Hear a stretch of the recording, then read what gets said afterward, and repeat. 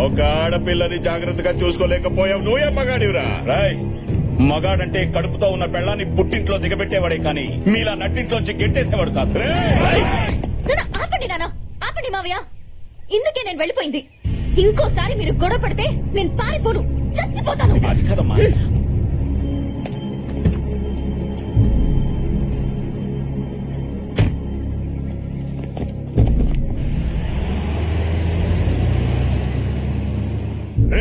దాన్ని లేపేద్దాం అనుకుంటే మధ్యలో వాడేవాడరా? తెలీదన్నా, కానీ వాడు కొడితే ఇలా నవ్వారు పడుతున్నా. అంతా పోటుగాడా? వాడితో పెట్టుకుంటే నువ్వు కూడా రైస్ ని జ్యూస్ లాగా తాగాల్సి వస్తుంది. అసలు వాడెవడు, ఎక్కడి నుంచి వచ్చాడు, ఎక్కడ ఉంటాడు తెలుసుకోండి. అంటే మీరు ఫారెన్ నుంచి వచ్చింది ఫ్యాక్టరీ కోసం కాదా, ఆ అమ్మాయి కోసమా? అసలు ఏం జరిగింది సార్? అది నీకు తెలియాలంటే ముందు మా అమ్మ గురించి నీకు తెలియాలి. మా అందరితో సరదాగా నవ్వుతూ ఉన్నా తన మనసు మాత్రం ఇంకెక్కడ ఉందని నా ఎంగేజ్మెంట్ రోజు తెలిసింది. ఏమా ఫీల్ అయ్యావా? మీరు గేమ్ ఆడితే నేను డబుల్ గేమ్ ఆడాను. ఎలా ఉంది? నీ మీద ఎన్ని ఆశలు పెట్టుకున్నాను రా. నేను చేసిన తప్పు నీ ద్వారా సరిచేద్దాం అనుకున్నాను. నాకు అవకాశం లేకుండా చేశావు. ఏంటమ్మా, ఏంటి నువ్వు మాట్లాడేది? ఇన్నాళ్ళు మనకెవరు లేరని అబద్ధం చెప్పాను రా. మన వల్ల చాలా కోల్పోయిన వాళ్ళు, మన వల్ల బాధపడిన వాళ్ళు, మన మీద ఇంకా కోపంగా ఉన్న వాళ్ళు ఉన్నారు. నాకు 4 అన్నయ్యలు. వాళ్ళకి నేనంటే ప్రాణం. నాకు వాళ్ళంటే ప్రాణం కన్నా ఎక్కువ. అదే ఊర్లో మా పెద్దన్నయ్యకు ఉన్న ఒకే ఒక బెస్ట్ ఫ్రెండ్ సాయిరెడ్డి గారు. సాయిరెడ్డి గారికి 4 చెల్లెళ్ళు. తమ స్నేహాన్ని బంధుత్వంగా మార్చుకోవడానికి తన చెల్లెలని మా అన్నయ్యలు చేసుకోవాలని నన్ను సాయిరెడ్డి గారికి ఇచ్చేయాలని నిర్ణయించుకున్నారు. నా చదువు పూర్తయిన తర్వాత మా ఇద్దరికి పెళ్లి చేయాలనుకున్నారు. ఈలోపు వాళ్ళ పెళ్లిళ్ళు జరిగిపోయాయి. అప్పటికే నేను మీ నాన్నని ప్రేమించాను. ఈ విషయం మా అన్నయ్యలకి చెప్పే ధైర్యం లేక సాయిరెడ్డి గారికి చెప్పాను. ఏంట్రా నువ్వు మాట్లాడేది? ఈ పెళ్లి చేసుకోవడం నాకు ఇష్టం లేదు. ఇక్కడ దాకా తీసుకొచ్చి ఇప్పుడు కాదంటావేంటి? నువ్వు ఆ రోజు మాటిచ్చావనే కదా నీ చెల్లెలని మేం చేసుకుంది. కానీ మా జాతకాలు కుదరట్లేదని పంతులు గారు చెప్పారు. ఇప్పుడు దాని పెళ్లి క్యాన్సిల్ తెలిస్తే ఎంత బాధపడుతుంది? నేను మాత్రం మీ చెల్లిని పెళ్లి చేసుకోలేను, క్షమించండి. ఆ తర్వాత సాయిరెడ్డి గారు మీ నాన్నకి నాకు రిజిస్టర్ ఆఫీస్ లో పెళ్లి చేసి ఫారిన్ పంపించేశారు. నా కోసం సాయిరెడ్డి గారు పెద్ద రిస్క్ తీసుకున్నారని తెలుసు, కానీ ఇంత అనర్థం జరుగుతుందని ఊహించలేకపోయాను. మా చెల్లెల్ని ఊరి నుంచి పంపించేసి మన స్నేహానికి ద్రోహం చేశావు. అందుకే మీ చెల్లెల్ని మా అందరి జీవితాల నుంచి పంపించేస్తున్నా. ముగ్గుళ్ళుండి కూడా నీ చెల్లెలు ముండం మోపల్లాగా నీ కళ్ళెదురుగా తిరుగుతుంటే నువ్వు జీవితంతో కుళ్ళి కుళ్ళి ఏడవాలి.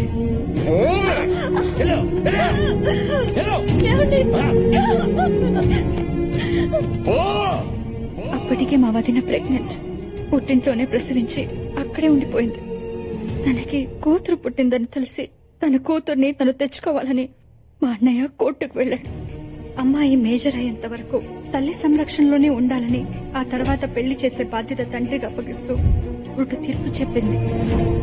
నువ్వెప్పుడైతే పెళ్లి గురించి మాట్లాడావో మా అన్నయ్య కూతుర్ని నీకిచ్చి పెళ్లి చేస్తే కనీసం ఆ పెళ్లితోనైనా అందరూ కలుస్తారని సాయిరెడ్డి గారికి ఫోన్ చేశాను. చూడమ్మా, నీ వల్లే వాళ్ళ కాపురాలు కూలిపోయాయని అందరూ బాధలో ఉన్నారు. పైగా నువ్వు కోడల్ని చేసుకోవాలనుకుంటున్న దివ్య కూడా నీ మీద కోపం పెంచుకుంది. ఇంకిలాంటి ప్రయత్నాలు మనం చెయ్యొద్దు. నా పెళ్లి నా ఆడపడుచులకి అన్యాయం చేసింది. మళ్ళీ నీ పెళ్లి ద్వారా వాళ్ళకి న్యాయం చేయాలనుకున్నాను, కానీ అది కుదరలేదు. ఊరుకోమ్మా, ఇందులో నీ వల్ల ఏ తప్పు జరగలేదమ్మా. ఏమన్నా పొరపాటు జరుగుంటే అది నేను సరిదిద్దాను. సారీ అమ్మా, ఇన్నాళ్ళు కరెన్సీ వాల్యూ తెలుసుకున్నాను కానీ కన్నీళ్ళ వాల్యూ తెలుసుకోలేకపోయాను. ఇప్పటిదాకా ఇక్కడ డబ్బు సంపాదించాను, ఇప్పుడు అక్కడికి వెళ్ళి వాళ్ళ ప్రేమ సంపాదిస్తాను. తర్వాత దివ్య గురించి ఎంక్వైరీ చేశాను. ఫేస్బుక్, ఇన్స్టాగ్రామ్, ట్విట్టర్ అన్ని సెర్చ్ చేస్తే తను గ్రీన్ ఆర్మీలో యాక్టివిస్ట్ అని తెలిసింది. అక్కడి నుంచి స్కెచ్ చేసి మన ఫ్యాక్టరీ పొల్యూట్ చేస్తున్న గ్రీన్ ఆర్మీకి మెయిల్స్ పెట్టి మన ఫ్యాక్టరీని మూవ్ చేశాను. అలా దివ్యకి దగ్గరయ్యాను. ఇప్పుడు అదే ప్రేమ పేరుతో మా ఫ్యామిలీని కలవబోతున్నాను.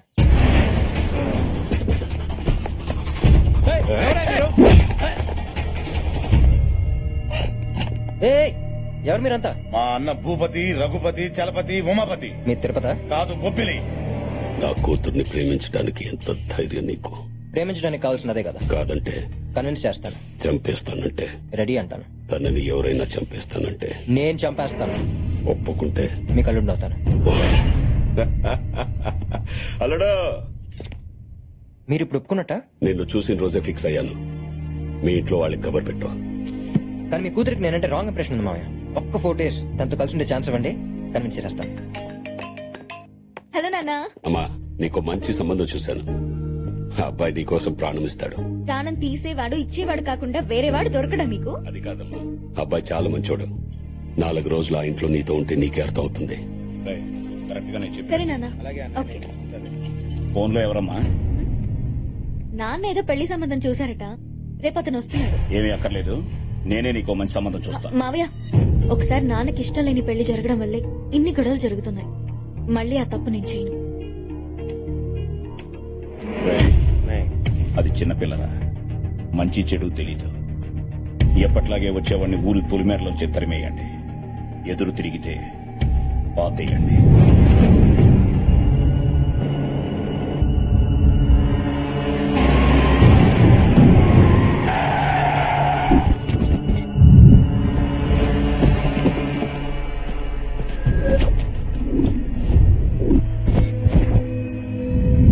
వచ్చే పెళ్లి కొడుకు ఈ బండిలోనే ఉన్నాడు. బండిలోనే పాతేయండ్రా.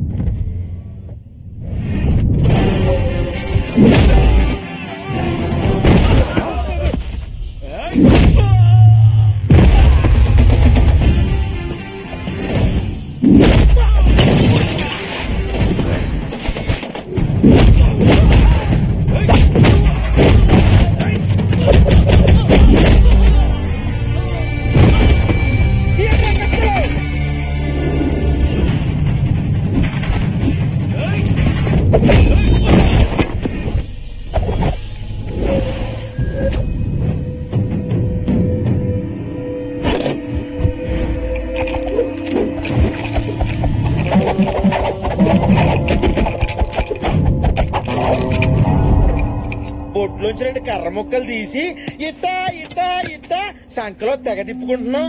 అప్పుడెప్పుడు ఇంట్రొడక్షన్ వాడానరా, చాలా గ్యాప్ వచ్చింది. తచ్చిపోయింది కానీ మర్చిపోలా. అయితే కొట్టేస్తావా? అది మీ బిహేవియర్ మీద బేస్ అయి ఉంటదిరా. మీరు వెనక్కి వెళ్తే నేను ముందుకెళ్తా, లేదంటే వెనక ముందు చూడకుండా కొడతా.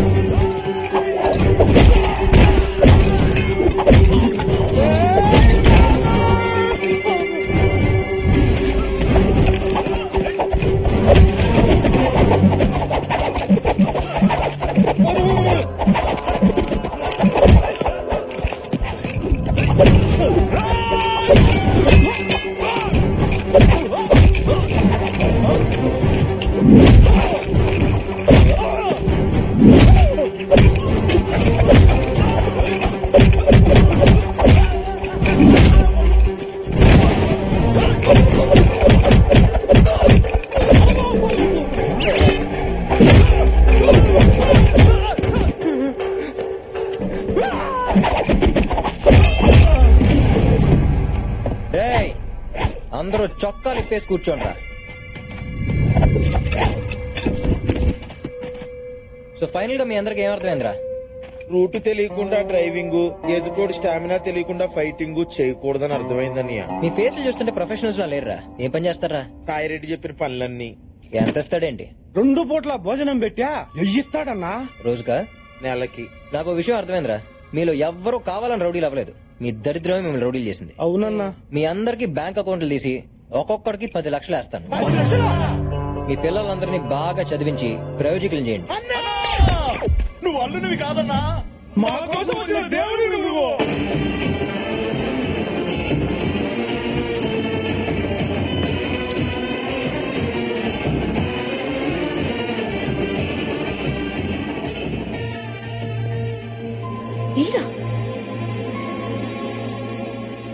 దివ్య, నాన్న, నువ్వు పంపించిన వాడు ఎవరో తెలుసా? తెలుసమ్మా, నిన్ను ప్రేమించినోడు. అయ్యో, అదంతా డ్రామా నాన్న. వాడు వచ్చింది ఫ్యాక్టరీ కోసం. నువ్వు అలా చెప్తావని కూడా చెప్పాడు. నాన్న, అది కాదు నాన్న. చూడమ్మా, నాకు 4 నిమిషాల్లోనే నచ్చాడు. నువ్వు 4 రోజులు చూడు, నచ్చకపోతే పంపించేద్దాం. హలో హలో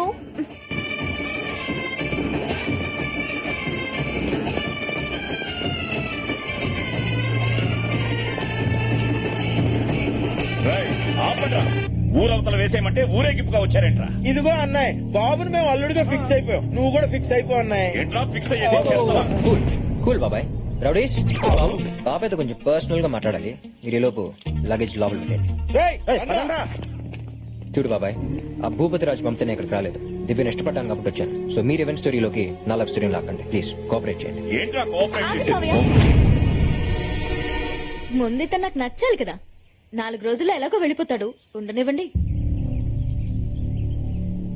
ఎక్స్ట్రాలు చేసావు. Okay bye.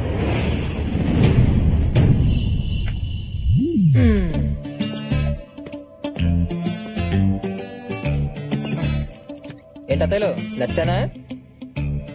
నచ్చే ఉంటానులే. అదండి.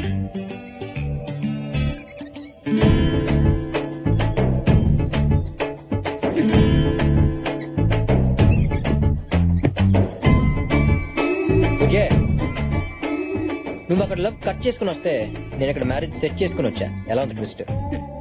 4 రోజుల్లో నేను చెక్అవుట్ చేస్తా. నీ లగేజ్ తో రెడీగా ఉండు. అబ్బో, ఇందాక నుంచి అబ్జర్వ్ చేయలేదు గానీ లంగా ఉన్నలో భలే సెక్సీగా ఉన్నావే. అన్నాడుము అన్నాడక్క. అబ్బో,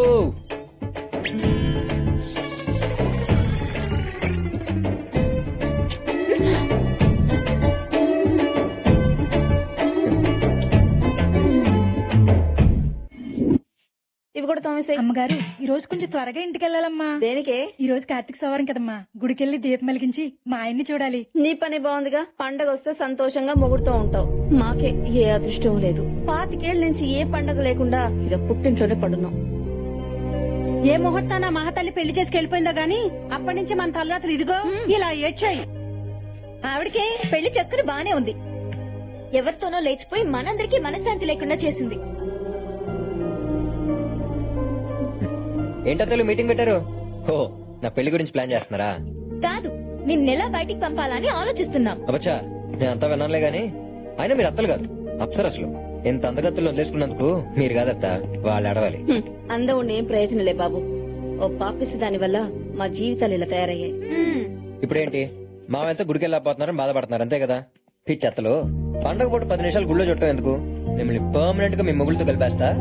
అప్పుడు మీరు ప్రతిరోజు పండగ చేసుకోవచ్చు. ఏయ్, అనవసరంగా వీళ్ళలో లేనిపోని ఆశలు రేకెత్తించకు. ఇంట్లోకి రానిచ్చాం కదా అని ఇంటి విషయాల్లో తలదూర్చావో తెగిపోద్ది. అలాగే బాబాయ్.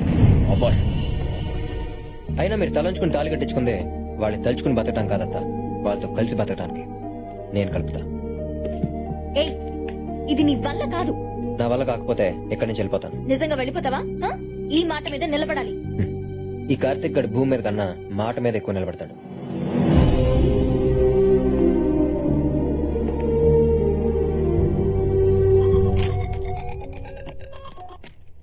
అమ్మా, మనూరు వచ్చానే.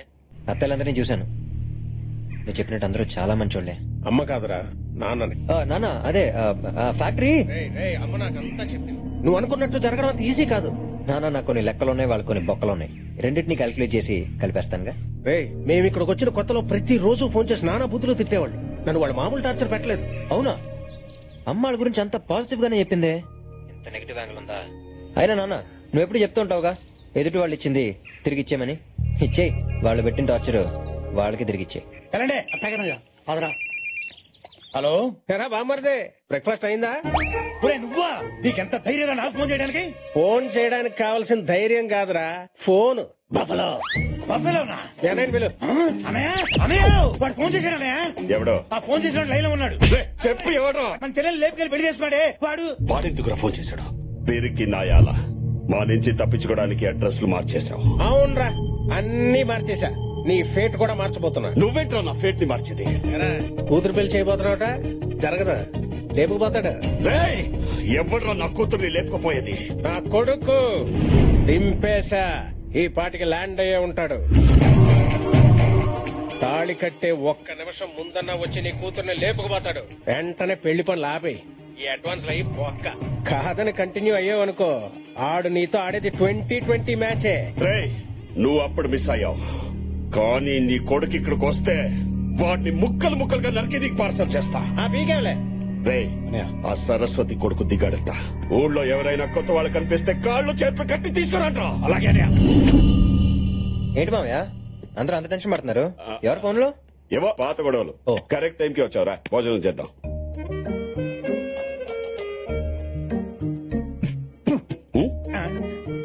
ఎలా తిన్నారు మామయ్య? అది అసలు మనిషి అనేవాడు తింటాడు? అది ఏ మాటకు ఆ మాట చెప్పుకోవాలి కానీ మామయ్య.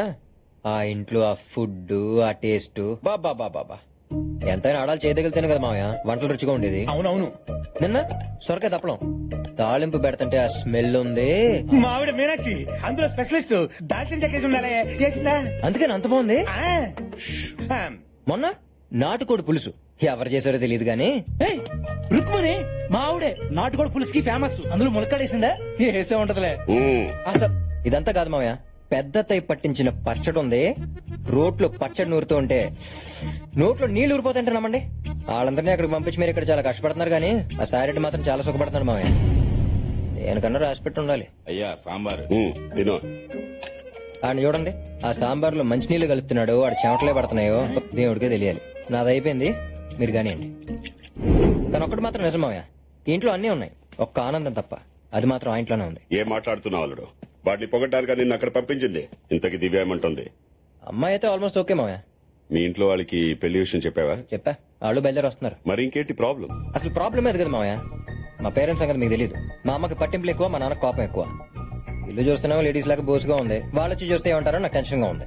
అరే చిన్న పంతం కోసం పిల్లల్ని వదిలేశారంటే అలాంటి ఇంటి నుంచి వచ్చిన అమ్మాయి రేపు నిన్ను వదిలేదని గ్యారంటీ ఏంట్రా అని అడిగితే నేనేం చెప్పను మామయ్య. అయితే ఇప్పుడు ఏమంటావు? అత్తల్ని తెచ్చేద్దాం మామయ్య. అల్లుడు ఏం మాట్లాడుతున్నావు? మీ వాళ్ళ కోసం ఆ 25 ఏళ్ల పగని పక్క పెట్టి వాళ్ళని ఇక్కడ తీసుకురావాలా?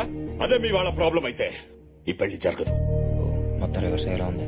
దీనికి ఎందుకు మామయ్య అంత ఆవేశపడతారు? ప్రతి ఊరికి ఒక బైపాస్ ఉన్నట్టే ప్రతి ప్రాబ్లం కి ఒక సొల్యూషన్ ఉంటది. అయితే దీనికే సొల్యూషన్ ఉందో చెప్పు. Tent house. అవును మామయ్య, ఇప్పుడు పెళ్లి అనగానే మనం ఏం చేస్తాం? టెంట్ హౌస్ కి వెళ్లి టేబుల్స్, కుర్చీలు, తపెలాలు, గంగళాలు తెచ్చుకుని ఆ పెళ్లిన్న 2 రోజులు వాడుకుని తర్వాత పంపించేస్తాం. అలాగే మీ పిల్లల్ని తెచ్చుకుని ఆ పెళ్లిన్న 2 రోజులు వాడుకుని తర్వాత పంపించేద్దాం. దీనివల్ల మనకు 2 బెనిఫిట్స్ మామయ్యో. ఒకటి ఈ పెళ్లి జరుగుద్ది, ఇంకొకటి మళ్ళీ ఆ సాయిరెడ్డిని దెబ్బతీసినట్టు అవుద్ది. అల్లుడు ఐడియా అదిరిపోయింది. టెంట్ హౌస్ కి అయితే రెంట్ కట్టాలి, వీళ్ళకి అది కూడా అక్కర్లేదుగా. ఇది మామూలు ఐడియా కాదు, వాడేసుకుందాం. సరే అయితే దీన్ని అలసిగా తీసుకుని వాళ్ళతో రాసుకో పోసుకో తిరగకూడదు. పెళ్ళవగానే వాళ్ళు ఒక్క రోజు కూడా ఉండకూడదు. ఇప్పుడు చూడనయ్యా ఎలా వాడేస్తాం. ఏంటి? అదే దబ్బేళాలు, గంగాళాలు. ఇక్కడికి వచ్చి మా పిల్ల మీ పెళ్ళాలని పిలవండి. మీనాక్షి, రుక్మణి, కమలా, రే దాన్ని పిలవండి రా. మీ వదిన్ని. అన్నయ్య సీత లంకలో ఉన్నప్పుడు రాముడు వెళ్ళి తెచ్చుకున్నాడు, లక్ష్మణుడు వెళ్ళలేదు, నువ్వే పిలువు. కళ్యాణే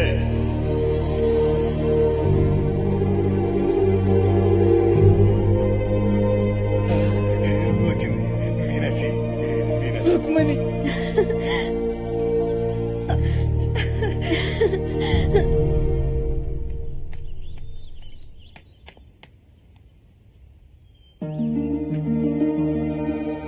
దివ్య, మీ అమ్మని చిన్నమ్మల్ని బట్టలు సత్కొని రమ్మన్నాం. మన ఇంటికి వెళ్తున్నాం. నిజంగానా నాన్న? నువ్వు కోరుకునేది ఇదే కదమ్మా. నీలో ఇంత మార్పు వస్తుందని అనుకోలేదు నాన్న. అల్లుడే మార్చాడు.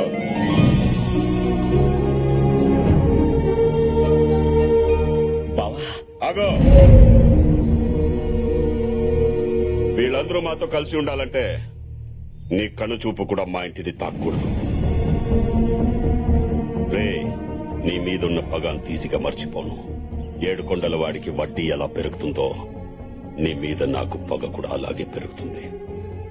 ఎప్పటికైనా నువ్వు నా శత్రువే. అన్నయ్య, వాడి మాటలే పట్టించుకోకండమ్మా. మీరిక్కడ నాతో ఉండడం కంటే అక్కడ వాళ్లతో సంతోషంగా ఉండడమే నాకు కావాల్సింది. ఈ రోజు కోసం ఎన్నో ఏళ్లుగా ఎదురు చూస్తున్నాను. మీరెక్కడున్నా ఈ అన్నయ్య ఆశీస్సులు మీకెప్పుడు ఉన్నాయి. వెళ్ళండమ్మా. అయిపోయినాయి నీ అప్పగింతలు. మాకు అప్పగిస్తే మేము తీసుకెళ్లిపోతాం. రామేష్, అదేనయ్యా ఆడవాళ్ళందరూ ఆ బండి ఎక్కువ చూస్తున్నాడు. కొందరు పోనీ కొందరు తగ్గకూడదు అంతే.